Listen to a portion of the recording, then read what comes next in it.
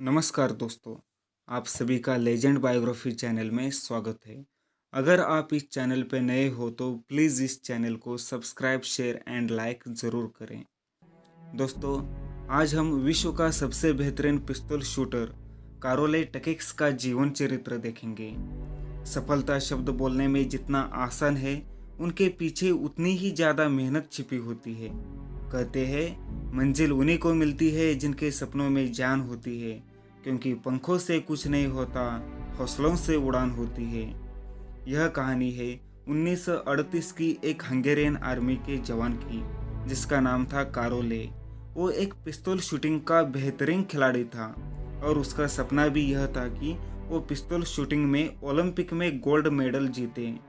उसकी मेहनत, लगन और रिकॉर्ड को देखते सबको यह लग भी रहा था कि इस बार के 1940 में होने वाले ओलंपिक में यही गोल्ड मेडल जीतेगा। उसकी वजह यही थी कि वो उस हंगरी देश का सबसे बेहतरीन पिस्तौल निशानेबाज था और उसने उस देश में जितनी भी नेशनल चैंपियनशिप हुई थी उसको वो जीत चुका था।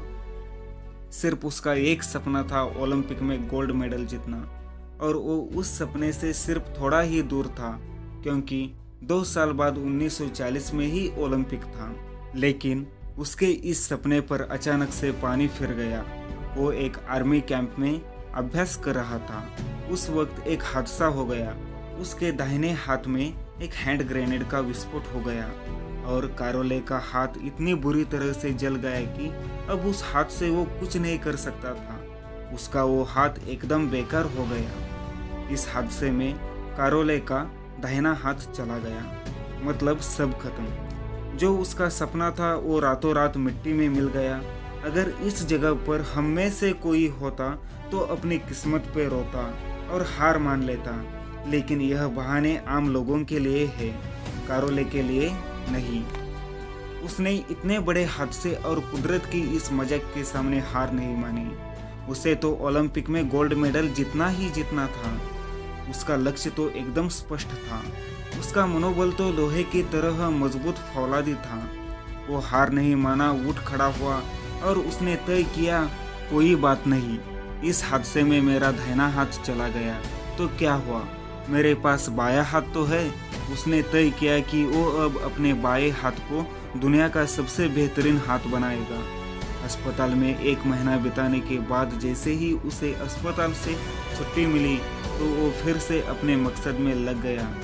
उसने बाएं हाथ से पिस्तौल शूटिंग का अभ्यास शुरू कर दिया। उसे शुरुआत में बहुत दर्द हुआ, बहुत तकलीफों का सामना करना पड़ा, लेकिन फिर भी कारोले ने हार नहीं मानी। कारोले ने 1 साल बहुत जमकर अभ्यास किया और 1 साल बाद 1939 में वो वापस आया, जहाँ हंगरी में नेशनल चैंपियनशिप हो रही थी, उसमें हिस्सा लेने।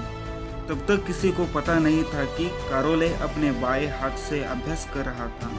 तो जैसे ही दूसरे प्रतियोगी ने कारोले को देखा तो सब चौंक गए और फिर उन्हें लगा कि कारोले यहाँ हमारा हौसला बढ़ाने आया है, तो सब उसका धन्यवाद करने लगे।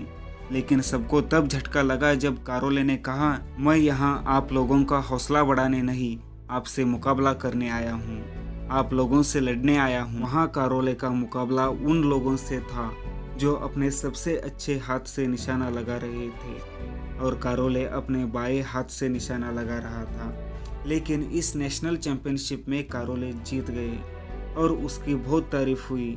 सब हैरान थे कि ये कैसे हो सकता है। चारों तरफ बस यही चर्चा थी और कारोले रातों रात हीरो बन चुका था। लेकिन कारोले वहाँ तक नहीं रुके।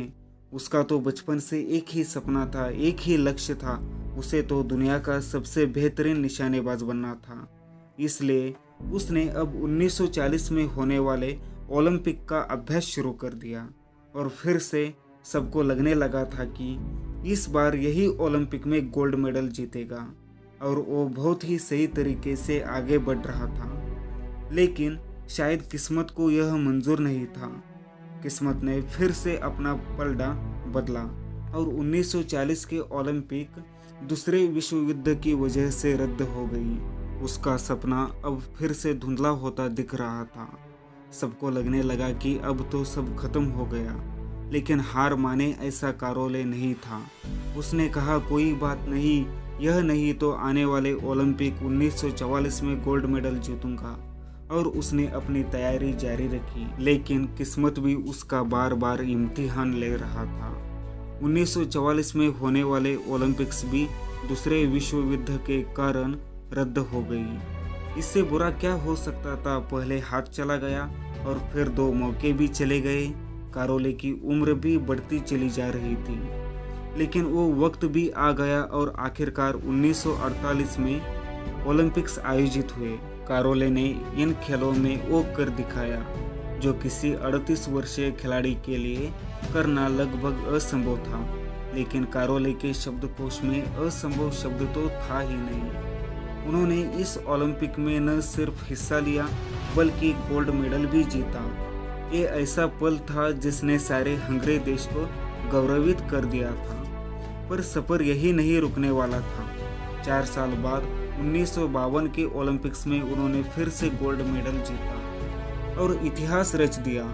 लगातार 2 बार गोल्ड मेडल जीतने वाले वो विश्व के सबसे पहले खिलाड़ी थे। दोस्तों, हमें कारोली की तरह जिंदगी में कभी हार नहीं माननी चाहिए। जिंदगी में चाहे जैसी भी परिस्थितियां आ जाए, हमें अपने ऊपर विश्वास रखना चाहिए और उस परिस्थिति का बहादुरी से सामना करना चाहिए। जिंदगी में हमारी इच्छा शक्ति से बढ़कर कुछ भी नहीं है। अगर हमारी इच्छा शक्ति में दृढ़ता है तो हम किसी भी काम को आसानी से कर सकते हैं। जिंदगी में असंभव कुछ भी नहीं होता। ये एक ओलंपिक विजेता की संघर्ष की कहानी है। आपको कैसी लगी हमें कमेंट करके ज़रूर बताएं।